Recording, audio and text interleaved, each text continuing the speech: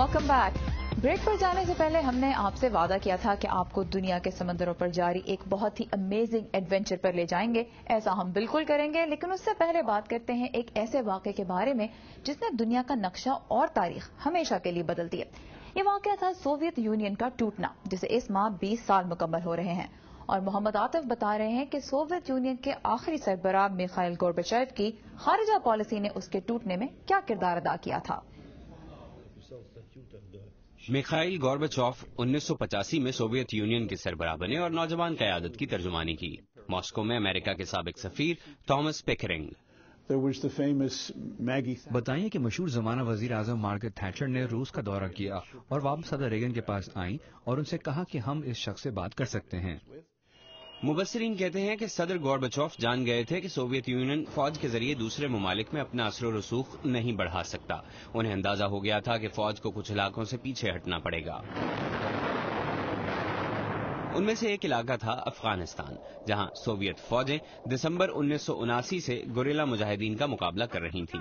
Ambassador Pickering कहते हैं कि सोवियत फौजों को वापस बुलाने के गोर्बाचेव के फैसले ने बाकी दुनिया को ये पैगाम दिया कि मॉस्को फेल हो गया है। मेरा ख्याल है इस वाक़े ने ये निशानदही की और हमें भी ये समझना चाहिए था कि सफारती मसाइल को फौज के जरिए हल करने की कोशिश कामयाब नहीं होती। सोवियत अफवाज का आखिरी दस्ता 15 फरवरी 1989 को अफगानिस्तान से निकल गया। खारजा पॉलिसी के तज्जियाकार कहते हैं कि गोर्बाचेव की खारजा पॉलिसी के मशरकी यूरोप पर ड्रामाए असरात हुए, जहां लोग कम्युनिस्ट पार्टी की हुकूमत खत्म करने के लिए इकट्ठे हो रहे थे। गोर्बाचेव ने यह वाजे कर दिया कि वो फौज के जरिए अलहदगी के मुतालबे को रोकने की कोशिश नहीं करेंगे। सोवियत रहनुमा मशरकी यूरोप पर कम्युनिस्ट सोच और हुकूमत थोपने के लिए फौज की बड़ी तादाद वहां भेजने के लिए राजी नहीं थे। गोर्बाचेव की दखल अंदाजी न करने की पॉलिसी की वजह से 1999 में दीवारें बर्लिन गिर गई और एम्बेसडर पिकरिंग के मुताबिक मशरकी यूरोप में पेश आने वाले वाकयात के मजीद नताइज भी निकले।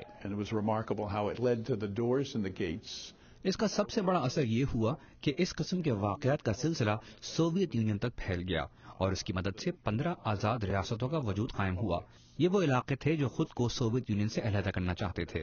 अक्टूबर 1990 में गोर्बाचेव को अमन के नोबेल इनाम से नवाजा गया। उसके 14 माह बाद उन्होंने सोवियत सदर के ओहदे से इस्तीफा दे दिया। साबिक national security adviser general Brent Scowcroft कहते हैं कि गोर्बाचेव अपने पीछे सोवियत यूनियन और कम्युनिस्ट निजाम का खात्मा छोड़ गए। क्योंकि अगर वो मुख्तलिफ किस्म के इंसान होते तो कम्युनिस्ट निजाम कुछ देर और चलता रहता। मैं समझता हूँ कि आखिरकार उसे नाकाम होना था, मगर उसे उस वक्त नहीं टूटना था जब वो टूटा। हालात की सितम ज़रीफी ये है कि रूस में गोर्बाचेव को सोवियत यूनियन की तबाही का जिम्मेदार समझा जाता है, जबकि मगरिब उन्हें एक हीरो समझता है। आंद्रे दीने स्नेरा के साथ मोहम्मद आतिफ, उर्दू VOA।